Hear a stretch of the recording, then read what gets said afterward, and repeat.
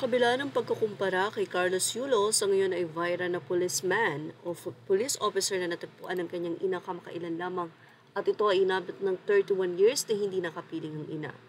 Sa kabila ng pagkukumpara ay may naging pahayag pa rin o naging magandang pahayag pa rin itong si Julius Manalo para kay 2 times gold medalist Carlos Yulo. Sa ni Julius Manalo, may naging saloobin hinggil sa nangyari kay Carlos at kay Mrs. Angelica Yulo sa ina nito. Ayon kay Julius, dapat daw ay tulungan ang mag-ina na maghilom anuman ang hindi nila pagkakaunawaan. Ayon din kay Julius, yes, sa pagkapanalo ni Carlos tayo ay kasali doon at proud tayo sa kanya, pero pagdating sa kanilang pamilya ay hayaan na sila ang umayos nito. At sana daw ay suportahan ng magandang advices ang magkabilang panig at huwag nang i-bash pa si Carlos man o si Angelica Pokis Yulo, ang ina ni Carlos. Pero syempre, iba't iba naman ang opinyon ng mga netizen. Marami naman ang nag-agree kay Julius at ayon sa kanila, dapat naman talaga ay pinag-aayos ang mag-ina. Sa kabila nito, hindi lang naman din si Carlos Yulo ang issue, kundi pati na rin ang girlfriend na si Chloe San Jose. Viral ngayon ang pagkukumpara kay Chloe San Jose sa naging interview nito at sa naging interview din ni Julius Manalo. Mula sa naging say ng mga netizen, ayon sa kanila, ito po ang kanilang sinabi. Suwail sa ina sa Australia. Pinakasuhan ang ina sa Australia. Inimpluwensyahan ang anak ng mga Yulo.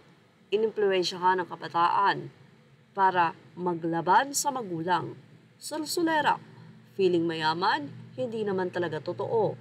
Unsuccessful pa sa kanyang bachelor degree.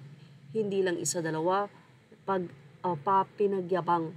Bastos na pagkababae, puro hubad. Nagbigay inspirasyon para labanan ng mga magulang at maging ganap na suwail. Ito naman ang sinabi nila kay Julius Manalo. 30 years na walay sa ina, nagsumikap makapagtapos ng pag-aaral, hindi nagtanim ng galit sa ina, basketball player, policeman, nagbigay ng inspirasyon sa mga taong nawalay sa kanilang ina at mga anak na inampon. Actually, kung tutuusin, hindi naman bashing ang sinasabi ng mga netizen, kundi yung mga napapansin nila sa mga tao na ito. Although may pagkukulang talaga ang ina nitong si Carlos Yulo, pero ang sinasabi nga ng mga netizen, iba't iba ang ugali ng tao. Pero mas maganda daw sana kung matuto tayo doon sa taong nagpapahalaga, tunay na nagmamahal at ibinababa ang pride. Isa si Julius Manalo sa talaga namang hinangaan ng mga netizen. Dahil kung nakikita sa'yo ang maganda, maganda rin ang masasabi nila sa'yo. Kung nakikita nila ang pangit, ganun din ang masasabi nila.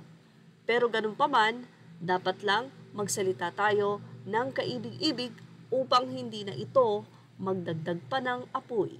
At yan ang ating Showbiz Snap update. Thank you for watching. Images are all credit to the rightful owners. Please like, share, and subscribe.